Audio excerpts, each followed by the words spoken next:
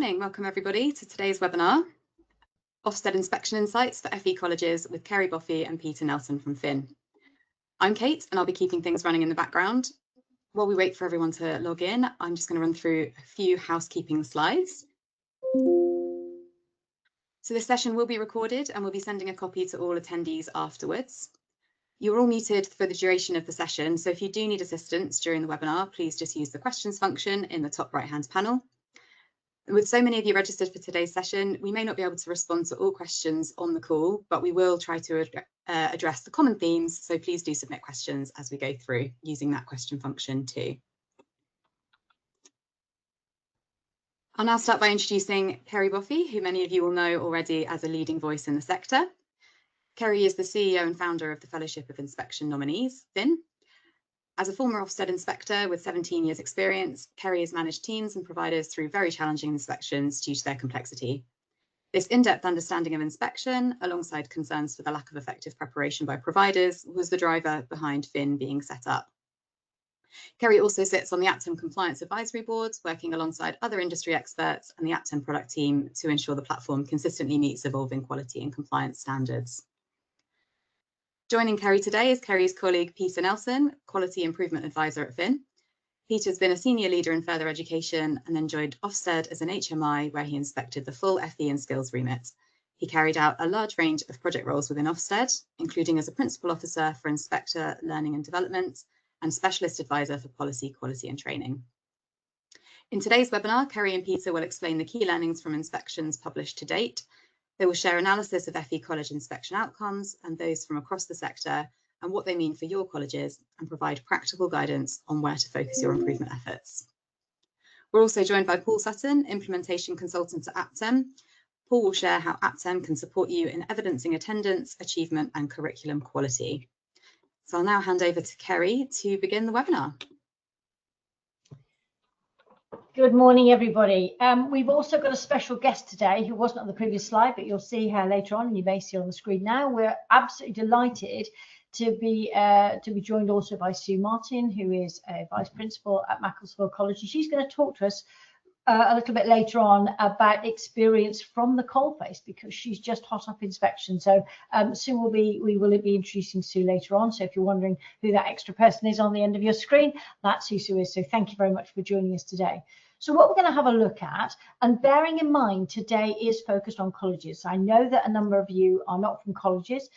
No information about inspection is ever wasted. It's just about understanding that we are focusing on that college provision today, and that you can decide if you're an ILP or if you're an employer provider or whatever type of provider you are, you can take what you want from this particular event. But we are focused on colleges today.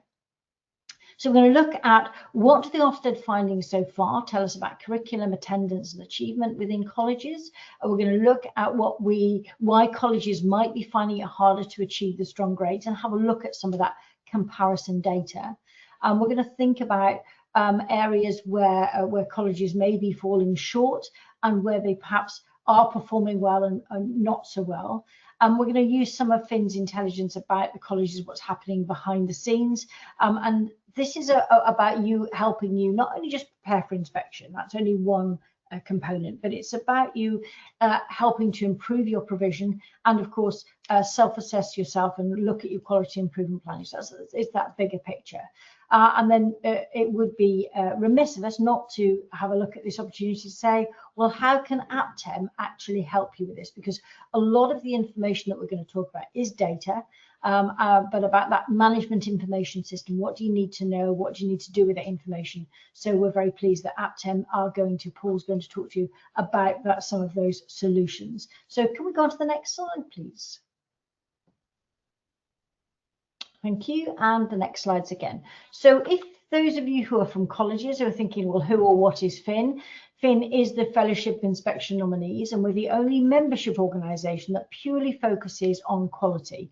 So we look at quality improvement. The nominee is never alone, but we also have a lot of inspection data and analysis. So when we look at the published inspection reports so far, Of the total inspections of 292 so far, 240 of those being full inspections and 52 being monitoring visits. So there's we're heading towards 12 months. We're not quite at 12 months yet, but we're heading towards that. We're galloping towards it.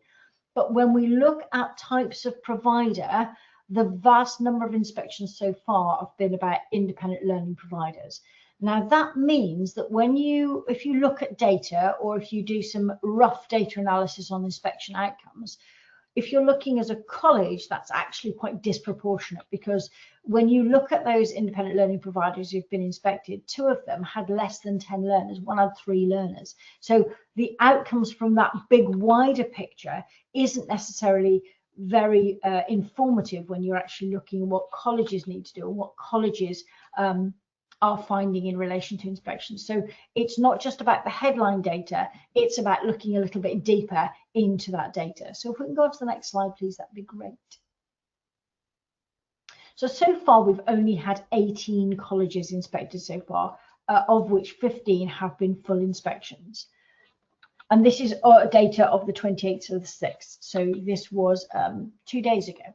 Okay, next one, please. So we no longer have an overall grade. So previously, under the previous framework, you had an overall grade. So when we look at the grade outcomes, what we've done is we've looked at the lowest inspection grade. Rather than the highest inspection grade, we're looking at the lowest inspection grade. Now, when you look at the lowest inspection grade, because we haven't had a college yet that's had strong across the board, everyone with their lowest inspection grade has either come out at needs attention or expected standard. And this is just showing the numbers and where they are. But I think, and I'm sure Peter's got some comments rather than just me talking, when you look at it, it's quite surprising that the number of strongs that have come out. And Peter, although this chart doesn't show that, you've got some analysis on the strongs, haven't you? Yes, I'll share it. There's some slides coming up in a minute, which gives the breakdown between the various grades that have been awarded specifically to colleges. But on the face of it, this is not a particularly glowing picture for the sector, unfortunately. Okay, next slide, please. So when we have a look at the grades so far that have come out, and we look at these are college outcomes. So this is not the wider sector. This is purely looking at colleges. We can see the dark green. You've got quite a small number. But Peter, if you want to have a chat about this one, that'd be great. Yes, if you look along at each of the judgments that's being made on inspection, you'll see that the vast majority seem to be expected standard, and the dark green columns are disappointingly small, really. And there is no, as far as I'm aware on this, no, I don't think there is. There's no exceptional grades have been awarded. But similarly, there have been no grades of urgent improvement required. So, but it's very kind of middle of the road. The vast majority of grades that are being awarded tend to be in kind of the middle section.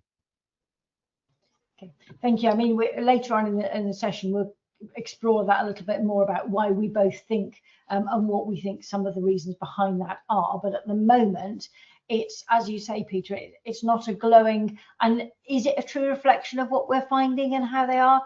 We don't know at this point. So I think, yeah, so we're talking about 15 inspections here. So it's a small sample. So statistically, we're probably on the cusp of it being significant. We're not quite there yet. I think we need another, probably twice that number to really be able to get an accurate identification of what the data is telling us.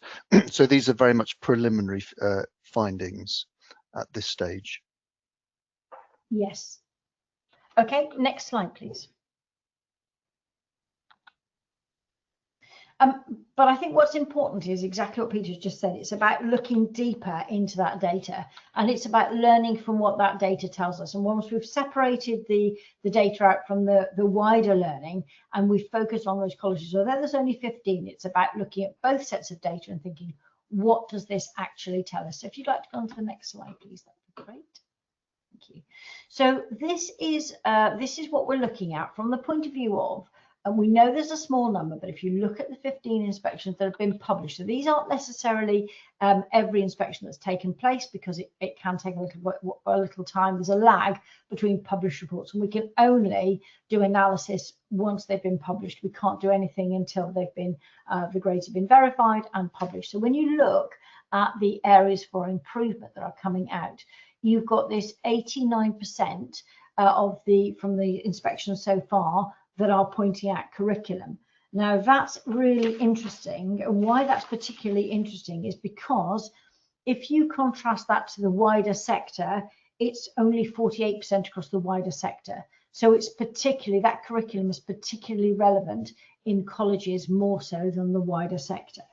Equally, I think an interesting point to make here on curriculum is clearly under the previous EAF, we had curriculum in the 3 I's, and those aren't stated explicitly now under the revised framework, but they are still there and they are still significant. And so it's absolutely imperative that no organisation takes their eye off the ball when it comes to curriculum design, curriculum delivery, sequencing, and all of those different components that form a part and parcel of curriculum. Peter, you just mentioned a word that I think is one of the most powerful words with curriculum, and that's sequencing, because I think actually sequencing is something that people can add to really motivate inclusion, to really separate, because there's only so much you can do when you're changing curriculum, because you still have to meet the qualification requirements, you still have to meet the needs. There are so many things you can do, but sequencing is really much more powerful than people realize, and it's often an underutilized component of the curriculum that people don't necessarily really evidence correctly, and they just do some sequencing changes, but they haven't necessarily evidenced. So I think sequencing is very, very powerful under that curriculum. But if we just look at this data further, you've got achievement, and you've got 78% coming out as being requires needs attention on the specifically for needs of improvement under achievement, and that's by comparison the wider sector of 41%. So again, that's much lower across the wider sector. Interestingly enough, it's staff skills that's quite high in across the main sector. That one's quite similar. But where colleges are doing well is inclusion. So you've got 28% here for inclusion, and that's by comparison to 34% across the main sector. So the main sector has got a bigger issue with evidencing how well it's doing under inclusion than colleges have. But I'm still quite surprised that we've still got 28% with inclusion. There is a however to that, which I'll comment on a bit later with regards to inclusion, Kerry, when I look at the number of dots at each colour that have been awarded. So I'll come back to that. Yeah, so I think it's important that we recognise that whatever the main sector is doing, if we're looking at colleges, and we will be collecting this data on an ongoing basis, and those of you who are interested in understanding more about the college data, do come to us at Fin. We'll send the details out with the slides. But we've got lots of more interesting data that we're going to be analysing as we go on. So on to the next slide, please. Right, well, without further ado, I am going to hand it over to Sue, and I'm sure you'll be absolutely really fascinated to hear about Sue's own experiences, literally from her recent inspection. So over to you, Sue. Thank you, Kerry. Good morning, everybody. So I wore 2 hats when I was the nominee for Macclesfield College. I am an Ofsted inspector, and I think that was helpful because I know the toolkit inside out, back to front, upside down, and that's what I always say to people. That's all you've got to do. There isn't a dark art. You have to know the framework of the toolkit, whatever you're being sort of looked at. You move on to the next slide, please. So from the point of view of being the nominee for the college, it was quite interesting because we offer a timetable where we deliver Monday to Thursday. We do a very intensive teaching timetable. So I had the joy of being back almost like the old days of preparing at the weekend, because our delivery stops on a Thursday and all the staff currently have a Friday as a planning day. It has advantages, disadvantages, not for discussion today. So the college requires improvement at its last full inspection. and have put lots of interventions in place, lots of strategies. Unfortunately, for us, we felt that it wasn't the appropriate time to be inspected because we are due to merge. The college is no longer Macclesfield College from the 31st of July, and we merge with another partner. So that was quite interesting. I have to say the inspection team were extremely professional. They were very, very helpful. They worked really hard with us to help us prepare the right evidence and to actually make sure we were demonstrating and pushing the right evidence forward. I would say that the word that came out, the disappointing factor was that the college received the judgment of needs attention for leadership and governance. And that's because the inspection team embraced and applied the toolkit absolutely rigidly. They really, really did. So the first bullet point, when you look at leadership and governance, specifically says that the college hadn't essentially done enough work to improve the attendance. Our attendance was overall 83%, and it's the same that it was 2 years ago when the college got the required improvement. And you'll know when you look at the toolkit that the first bullet point within there is about leaders and governors acting swiftly. And so it's that word that unfortunately the inspection team saw that it hadn't been swift enough. Lots of interventions in place, lots of strategies that everybody is doing, but it hasn't had the impact required. Excuse me, move on to the next slide, please.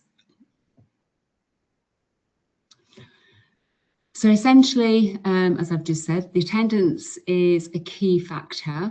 You will note if you've looked at Macclesfield College inspection report that the achievement is very effective. The college has been on an upward trajectory and has achievement above national averages, something that we're very proud of. But unfortunately, the attendance isn't good enough, and that's what actually brought down the leadership and governance grading as well. Something that I think is really important as well, perhaps if I just apply a little bit of context, is I've been at the college since September. My role is there as interim to keep things going whilst my other colleagues are working hard behind the scenes, doing the due diligence that is required for a merger. So I was working with a new team. I had newly appointed managers, and even though some colleagues were a little bit disappointed about some of the gradings, we're actually quite pleased because we've done a lot of work, and what came through very strongly was about the amount of impact and the amount of positive change that was made in the teaching and learning element, essentially in the curriculum and teaching and training. So I think the other thing that I would just highlight to colleagues is when you are collecting your data and you're doing your analysis around your vulnerable learners, those that have any barriers to learning, make sure that you can demonstrate the improvements that have happened as a result of the measures you put in place. So we worked very, very hard there. We'd collected lots of information to show how some of our learners they'd made progress, so they were still engaged. These are learners who perhaps had had homeschooling or hadn't been to school, for example.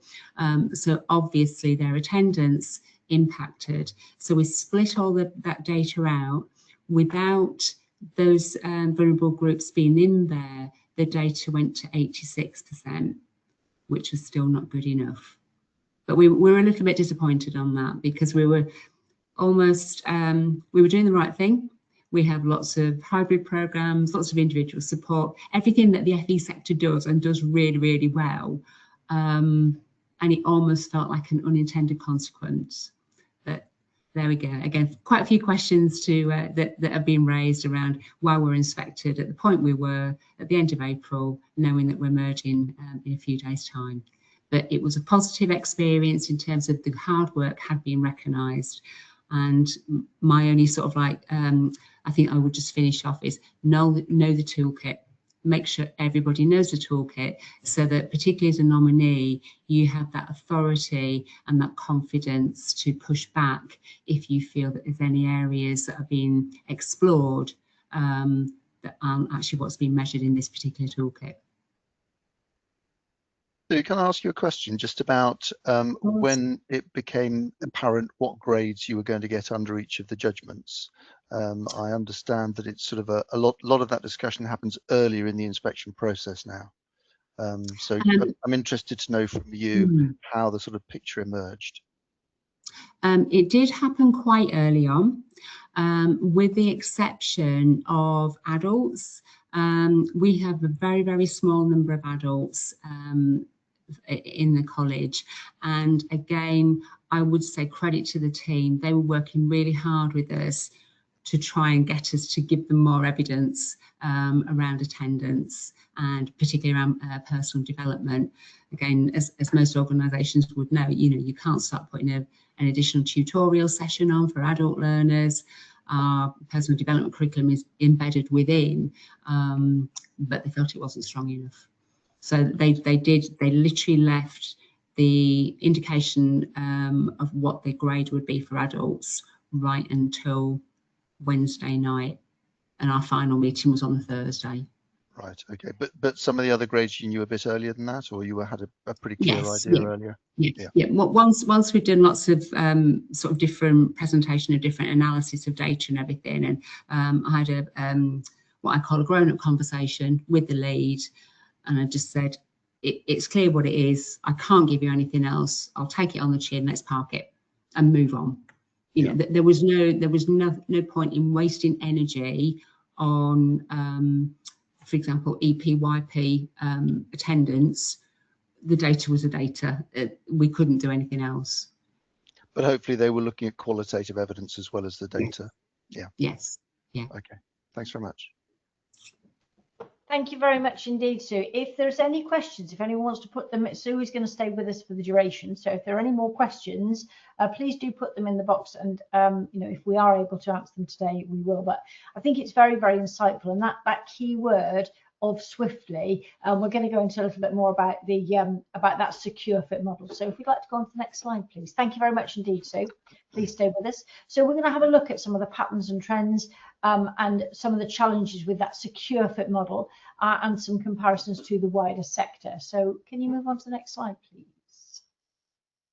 So when we look at the EIF judgments, as most of you know, just a very quick recap, you'll have the whole provider level grades, and then there's the provision type level. So you get 2 bites at the cherry to be able to show curriculum, teaching, training, achievement, and participation and development. But you have 1 grade for the safeguarding, inclusion, leadership and governance. And again, that's a big change, because it used to be leadership and management, as opposed to now it's leadership and governance. Okay, so just one extra point to make on this slide. Clearly, it's only colleges that are being judged on contributions to meeting the skills needs. But I think if other organisations look at that section, there's some really useful and valuable pointers there that can help inform your strategic position, your strategic thinking about how you liaise with the communities that you serve. And quite a number of the organisations I've been speaking to over the last 6 months or so, I say just because you're not going to be graded on it doesn't mean that you can just completely ignore it. There is a real benefit of looking at it, and even potentially self-assessing yourself against that contribution to meeting skills needs, even though you're not actually going to be graded on it by Ofsted as and when they call. I think from a when you're not being inspected against it, Peter's absolutely right, but you can actually weave that into leadership and governance. It can contribute to your participation and development. So any of that research you do under that heading of meeting skills needs, you can actually put it under different headings when you say, well, actually, if we tweak that, if we just rephrase it, but that's the evidence for it. So I 100% agree with that, because actually I strongly believe that everybody should be inspected against that meeting their skills needs, because actually it's very, very important. There's no point in delivering things that aren't of any use to somebody. So that meeting that skills need is very critical. So don't lose any of that evidence. Thank you, Peter. On to the next slide, please. Again, because we don't have the overall grade now, we're looking at the wider sector outcomes, and this is the number of who've achieved strong standards. So at the moment, the strong standard, 57% are coming out as independent training learning providers. Okay. If we just, the figures on the left-hand side are the proportion of grades that have been awarded across those 15 inspections that are strong standard in GFE colleges. So basically, you're looking at 195 grades have been awarded on those 15 inspections. 8% of those grades, or should I say only 8%, have been strong, which is, I think, really a very low number, quite disconcertingly low. And we'll compare those to the expected standard and needs attention in a second. I think it's quite surprising as well, Peter. Well, yeah, I mean, that they Ofsted have said emphatically you can't compare the old grading profile with the new, and I think this really helps to highlight that, because if you consider the number of providers that would have been graded good or even outstanding, the sort of number of grades that were awarded was probably higher than 8%. Being above the median. So I think only 8% of grades awarded so far have been strong across colleges. And I think, sorry, as we go into more data, and we won't cover it all today, but we are looking at this in more depth. It's about, it's then analysing it to say, is this poor provision, or are inspectors not seeing, is the evidence not there, or not being presented in such a way that the college is able to achieve the most appropriate grade for them? So I'm not saying inspections are wrong, but I'm saying, is there a disconnect there between what's being presented, what the inspectors are seeing, and also the use of that secure fit rather than best fit? Is that, and when Sue talked about that word swiftly, she said, was so powerful and so impactful on their judgment. So on to the next slide, please. And again here, so how many grades have been awarded at the expected standard to GFE colleges? Of those 195 grades awarded, 71% have been expected. And I'm sure that most of you, if you can sort of do your calculations, if we go on to the next slide, that therefore leaves the proportion that are getting needs attention at 21%. So 195 grades awarded to 15 colleges, 21% of those grades have been needs attention. So that's 1 in 5 grades needs attention, which I think is a staggeringly high figure, and really quite kind of sobering.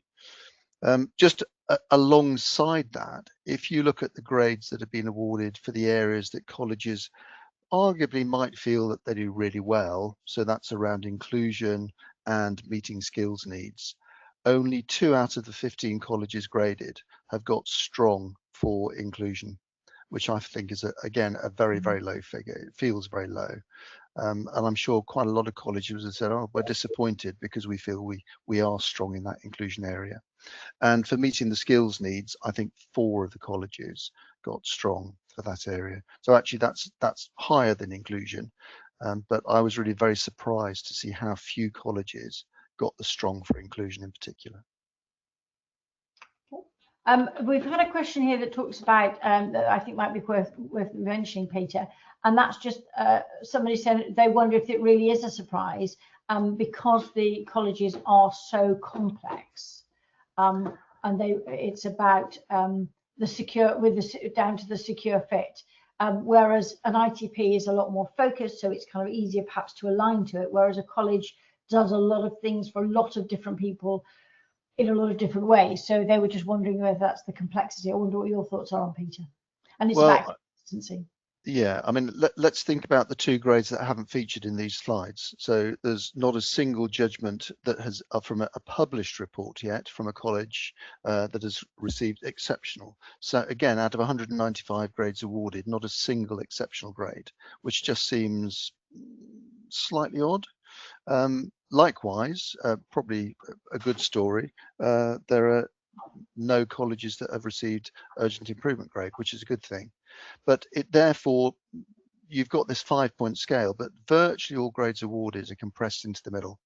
And I think that's just a little frustrating. It feels like we have an opportunity missed there to celebrate best practice and share it more widely.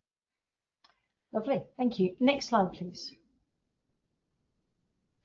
Because we've got more inspections to look at, this is the sector-wide, some of this sector-wide analysis, and it just gives you an overall picture of, you can see the tiny little bits of blue. This isn't just colleges, this is sector-wide, of where we are seeing a little bit of the exceptional appearing, but it kind of gives you a flavour. 100% everyone's meeting the need of, everyone's meeting the requirement for safeguarding, so that's one good thing. But it's interesting when you have a look at this data. Anything you want to add to this, Peter? It's interesting, isn't it? Because the data gives you one picture, and then if you go and read the reports, it gives you a different slant on what you're looking at. And I was interested a week or two ago that it was a schools report that got exceptional across the piece. So every single grade they got was exceptional in this particular school. So I thought, wow, I've got to go and read that report and see just how glowing it is. And I was actually quite disappointed, because when you actually read the report, it does not feature as a stunningly glowing school. And I think it would be interesting to dip back into some of these other exceptional grades and try and analyse what is it that they've got that is just so special. I mean, I don't know how many grades have been awarded across all sectors in further education and skills in the last 8 or 9 months, but when you've got a tiny fraction of 1% reaching the exceptional standard, I just think that's very telling. And it was interesting, I'm sure a number of you are aware that Jonathan Childs, the new Deputy Director for Further Education and Skills, stood up at a conference a week or two ago and basically commented on this disproportionately low number of grades they were at exceptional. And I kind of got the feeling from what he said that this is something that is going to be looked at to see why the grade is being awarded so few times, and just what it is that organisations are going to have to do to get that grade. So I'll be interested over the next 3 to 6 months to see whether a higher proportion of those exceptional grades are awarded. I'm hoping that we're also pushing in the right direction, Peter, because I wrote an article which has been published in FE Week recently, really just pushes that whole agenda. And, you know, working with a provider who's just recently got strong across the board, they take underprivileged learners who have really faced some challenges to Paris Fashion Week. If that's not exceptional, when you look at their starting point, what is? And they're not the only one. We've had a number of strong across the board providers, and my challenge would be to Ofsted to say, if a provider's got strong across the board, why isn't the inspectorate then challenging themselves to say, well, hang on a second, strong across the board is a phenomenal grade with the secure fit. Shouldn't we be identifying something that is exceptional? So that's a different piece of work, but that's something that we are hoping to put a little bit of pressure on them to reconsider. On to the next slide, please. And this is just really an illustration of previously the best fit model meant that an inspector was able to look at the criteria and say, in the vast majority of cases, in most of the circumstances, this is the best fit for this particular provider. The secure fit model means that although Ofsted have said it's not a checklist, that criteria becomes a checklist.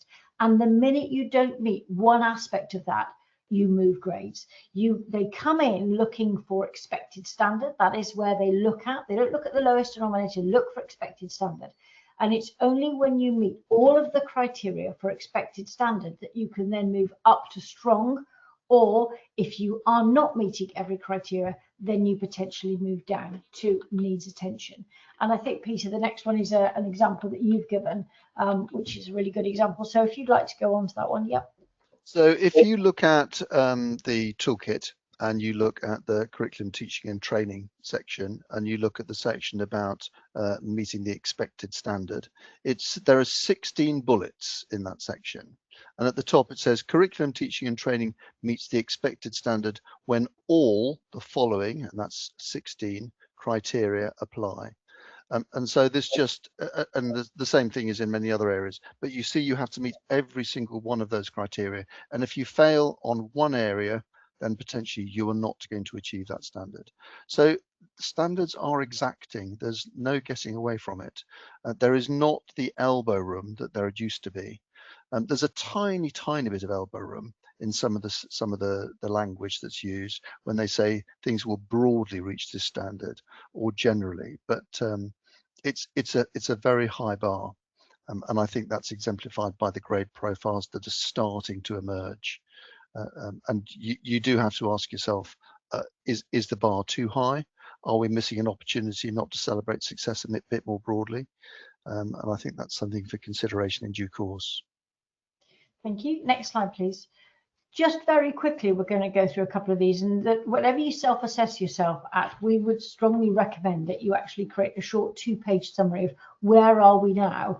And we think that's really kind of important for you to take that snapshot of where do we think we are now in that 2-page summary. On to the next one, please. And one of the most important things in helping you with to evaluate yourselves of where you are is that source of us, that learner voice, that stakeholder voice, those lesson visits. There's lots of different ways of collecting that evidence to say, where do we think we are in preparation for our inspection to help us quality improve, to look at where we meet those criteria of using that secure fit model. Is there anything you want to add to that, Peter? Yeah, I think it's really important to make sure that things like learner voice and employer and stakeholder and staff voice, you really need to make sure you're gathering it in a meaningful way and also in a timely way. I'm sure all providers are just at the stage now where they have started or are about to start the end of year self-assessment process. So you need to make sure you've got up-to-date evidence from your learners, from your stakeholders that can inform that process. So it's not just a top-down process where you've got senior leaders writing the self-assessment report. You want everybody's opinion to be gathered. You want to involve your curriculum teams so that they own the issues, they own the solutions as well. You need to make sure that the information you're gathering from lesson visits, learning walks, observation, teaching and learning, whatever you call it, that information is being gathered and is feeding in to the quality assurance process. And alongside that, make sure that your departments are doing some sort of departmental level review, and where possible, you can look at the data that you're achieving and compare that to both to other providers. So you're looking at comparing to national averages and also comparing to how you were doing 12 months ago, 24 months ago. So you can see the shift over time. Data has not been particularly high profile for the last few years. I think post-COVID data became less and less relevant, less and less meaningful, because you weren't comparing like with like when you were talking centre assessed grades and teacher assessed grades. Data is very much coming to the fore again now. Hopefully, hence the question I asked Sue, hopefully there is a balance being struck between analysis of the data and analysis of the qualitative evidence that inspectors are gathering when they're doing the inspections. It's really important, in my opinion, that they do balance both data and qualitative evidence. Lovely, thank you. Just very quickly on to the next slide, it just really is a visual representation of the learner voice, but that's in for you to have a look at. Just we would never ever say that there's nothing more important than that learner voice. It's really critical. On to the next slide, please. And Peter, I think you're going to run through these quite quickly, aren't you? Yeah, just whizzing through these, just going back to the comment that Sue made, which is making sure that you know the toolkit upside down, inside out. These, if you like, are just sort of trying to get to the absolute heart and soul of what's under each of these judgments. Now, you're at a stage of the year potentially when staff are starting to do their self-assessment reports. If you are quite likely that last year you might have assessed against the old the old toolkit. This is your opportunity of working with staff to make sure that they really understand these. So if you look at the heart and soul of inclusion, it's around setting high expectations for learners, creating respectful environments. Providers must create environments where all learners feel respected, valued and supported, and hence fostering inclusion. The diversity agenda, curriculum and support services need to reflect learners' diverse needs, backgrounds, promote equity, access and outcomes, and fostering the inclusive culture. This idea of inclusion and culture, I think, are inextricably linked. The whole inclusion agenda needs to be part and parcel of the culture of the organisation. And as I say, of the 15 grades awarded on inclusion, only 2 have got strong. Moving on to leadership and governance, the next slide, please. So again, judgment made at a whole provider level. Clearly, you need clarity of vision, strategic direction for leaders. Again, the inclusive culture cutting across here. Continuous improvement, how you're quality assuring, how you're trying to use data and quality assurance processes effectively to support continuous improvement and enhance performance. Care of staff has become quite a significant aspect of inspection now. So looking at staff morale, staff workload, and that also links to the CPD for staff. And in terms of governance, they should be providing oversight, challenge and accountability. And there is more of a spotlight on governance or your governance arrangements, I think, under the new framework. That doesn't tend to be reported particularly in the grades, in the words in the report, but there is more of an emphasis on the governance aspect. Moving on to meeting the skills needs. Clearly, you want to make sure that you align with the skills priorities in your area, whether that be local, regional, or for some, that would be national as well. Employer and stakeholder involvement. This, if you read the reports that have got strong under meeting skills needs, I think this is an area that they really do very well. So you've actually got a situation where employers and stakeholders are proactively involved in informing the curriculum, coming in and working with learners and helping assess their work and that sort of thing. Making sure that as an organisation you adapt to the labour market. It's ever changing. You need to be fleet of foot there to make sure you can demonstrate that flexibility, to adapt the programmes that you're providing to a changing labour market needs and trends. And finally the community and economic impact. You want to make sure that you contribute to the economic development by addressing skills gaps and supporting community to progress. Moving on to the next one, which is around curriculum, teaching and training. This is very slightly different, I think, because curriculum was there. It was there with the 3 I's, but it's still there. It's still important, and it's still front and center of much of what you need to do and how you need to think. So the curriculum should be ambitious. It should be well sequenced.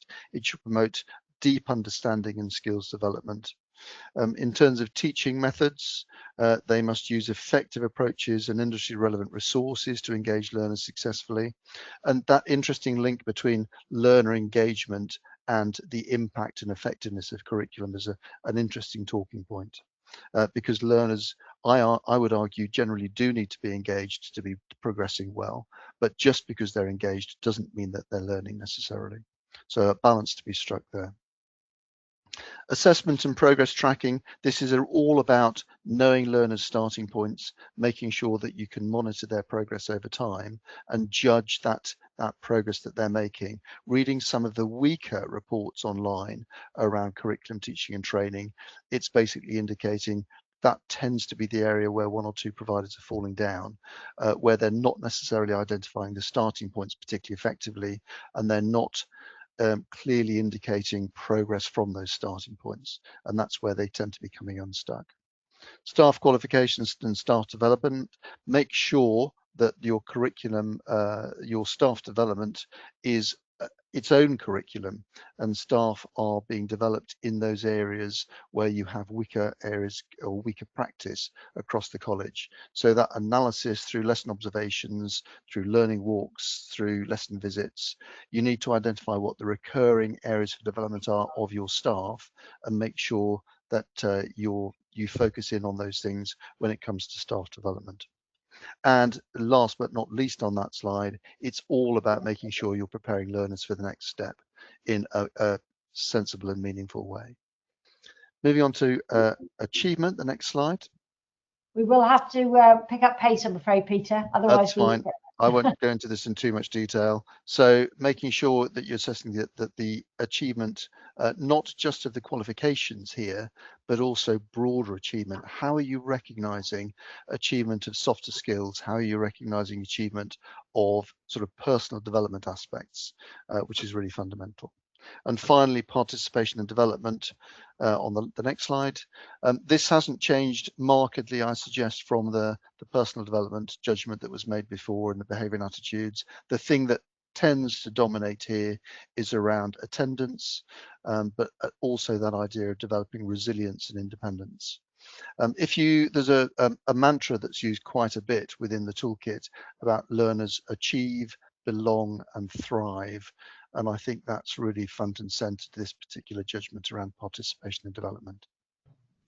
So make sure your staff understand and are familiar with these, as Sue says, inside out and upside down. And that's a really, really good starting point for as part of your quality assurance and quality improvement journey. Next slide, please. This was really just us looking when we were talking to Sue about this low attendance, poor punctuality, and it's just really some of the thought process you might want to go into, that if punctuality and attendance is something that that you are struggling with, but I think this is something that we talked about in more depth, wasn't it, Sue? I think the thing with attendance and punctuality, it's easy to treat the symptoms. You do need to identify what the cause is and make sure you're treating the cause and not the symptoms. So it could be that you know, things are timetabled so that they don't suit learners that have got childminding or childcare responsibilities. It could be that the teaching that's going on in that area is boring. It could be any number of things, but you do need to identify why those learners aren't attending and treat the cause and not the symptoms. And treat it swiftly. Yeah. Okay, right, thank you very much. And again, if there are any questions, please do put them in the question box, because though we might have not time today, we can go back to Sue and add any questions and get back to you. So Paul, without further delay, over to yourself. Thank you. Just following on from the presentation, just with regards to Aptem and how the platform can support and enable providers to tackle attendance and participation. The next slide will show you a demonstration of how the performance dashboard flags at-risk learners by attendance on the job training hours and RAG status, so tutors can step in and intervene early. Placements and workshops you'll see also demonstrated on the next slide, which verify attendance hours before a session counts as complete, giving you accurate evidence and data which is reportable for each program. Our review functionality allows you to record engagement and resilience with actions tracked throughout to closure.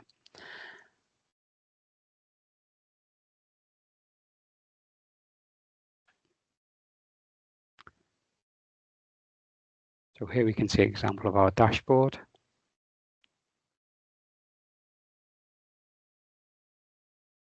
How we can see at-risk learners through the overdue function and behind task function within Aptem. You can see activities and lack of disengagement, and we can RAG rate these learners accordingly who do fall behind, which gives us early warning signs and allows oversight at-risk learners on a full dashboard within Aptem.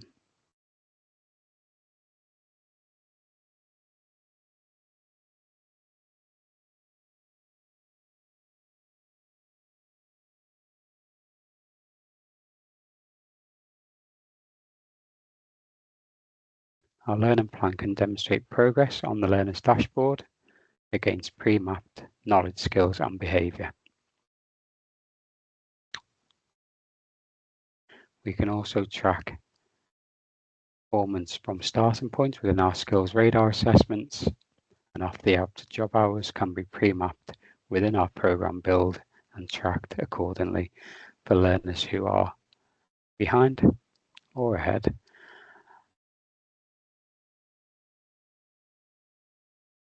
And within our programme build, we can see here that we can create workshops on placements that allow us to track attendance, expected attendance, and report on that expected attendance at any level.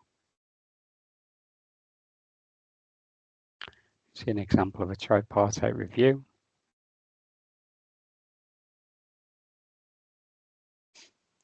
Which you can see we can use Aptem and the data within Aptem to discuss the progress of the learner against the learning plan components and the after job hours.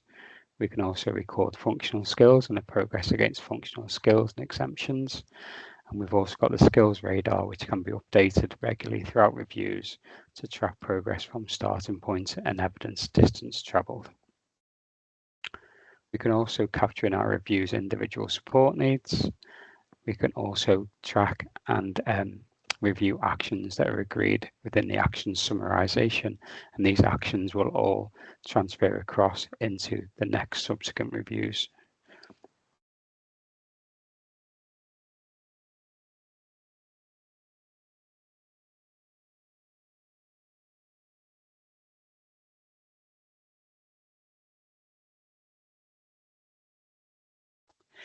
In terms of strengthening achievement and progress, as we've looked at earlier, the skills radar tracks competency progress against KSBs over time for learners, giving a clear oversight of the learner's starting point and where they've travelled throughout the programme in terms of their knowledge, skills and behaviour. Criteria mapping, which we'll see shortly, allows mapping links evidence to standard criteria, driving accurate progress percentage. We also have an AI feature which is not demonstrated today called Checkpoints, which can generate KSB map questions and gives tutors an impartial view of learners' current knowledge and understanding at any point of the programme. The AI feature will generate a set of questions against the chosen criteria.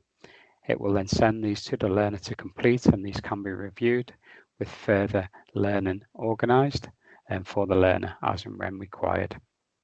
The quality dashboard shows QAR retention and pass rates against sector benchmarks, which we'll just have a look at next.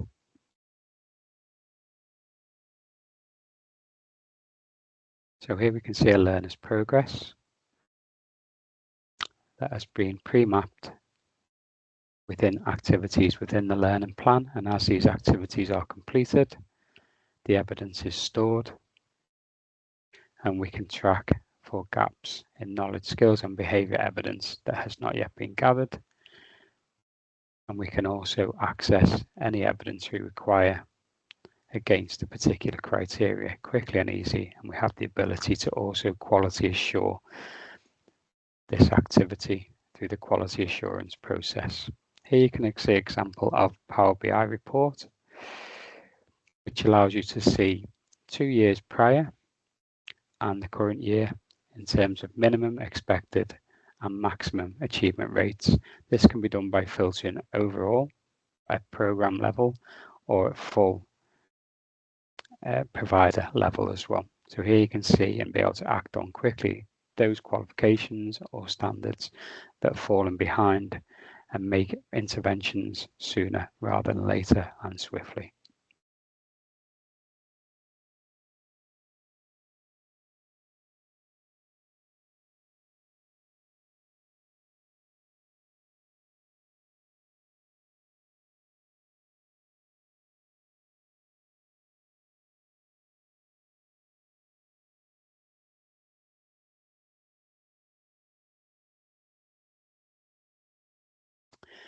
In terms of raising curriculum and teaching quality, as discussed earlier, our programme builder can map any learning plan components to the standard end-to-end. Learning plan progress and the quality assurance process in Aptem lets internal verifiers quality assure submitted evidence before it counts towards progress. We also have a built-in IQA mechanism, which we'll see on the next slide. Structured reviews capture learning progress.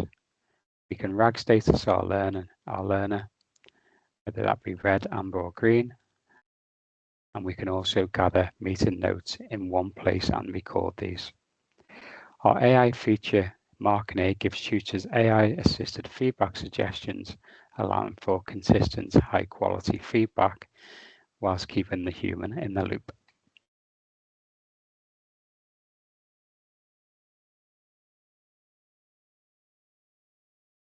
So here we can see our program builder. We can build all our activities and we can map activities to particular criteria for the learner. This saves the tutor having to do this activity. As you can see here, we have pre-mapped criteria set against this customer experience activity.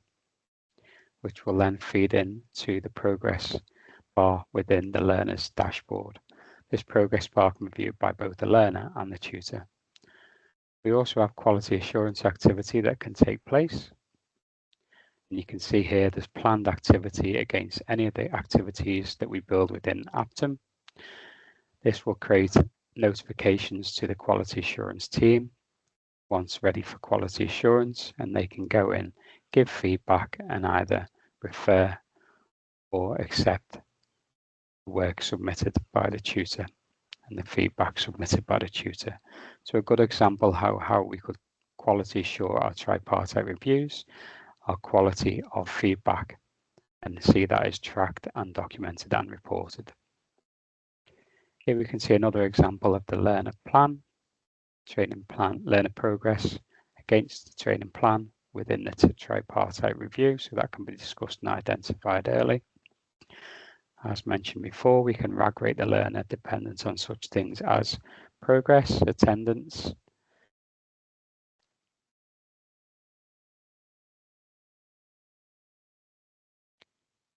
and here we can example of marking aid and how this can be built within the Aptem platform, and over a number of submissions and marking and feedback generated by the tutor, the AI feature will then begin to gather and suggest feedback once these are opened and ready to be marked by the tutor, so supporting the tutor with feedback. You can also build banks of feedback yourself within the product.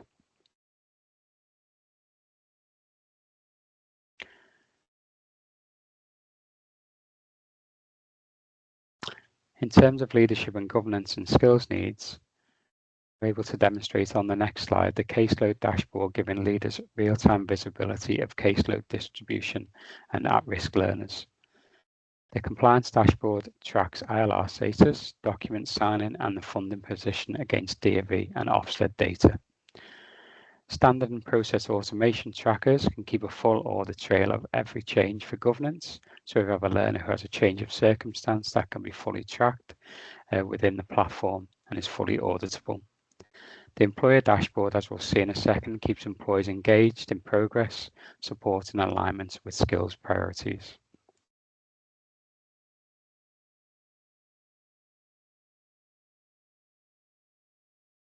So in this example, in our Power BI report, we're just looking at the caseload tab.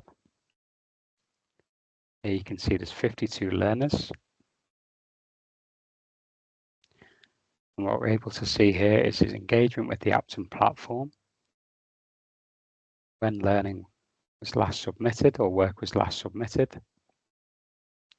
We're able to identify and filter by past end date, so we can really highlight those learners who need interventions that are not submitting any work and not engaging with the Aptem platform or engaging with learning. So again, this gives the tutor and the leadership team a real good insight into those learners that are at risk. Here we can see an example of the employer dashboard, where the employer has full oversight of the learner life cycle. So when learners have started, where they are in the EPA period, any learners are past end date, they can see a full summary of learners and their status. They can see a full summary of learning plan progress for all their employees, whether they're behind, on track or ahead of progress, and any learners who may need off-the-job hours revisiting. We can also see the RAG status that's set by the tutor, so the employer can quickly see any of their staff that have fallen behind in terms of using the red, amber and green, whether that be in progress against learning or whether that be such things as attendance as well.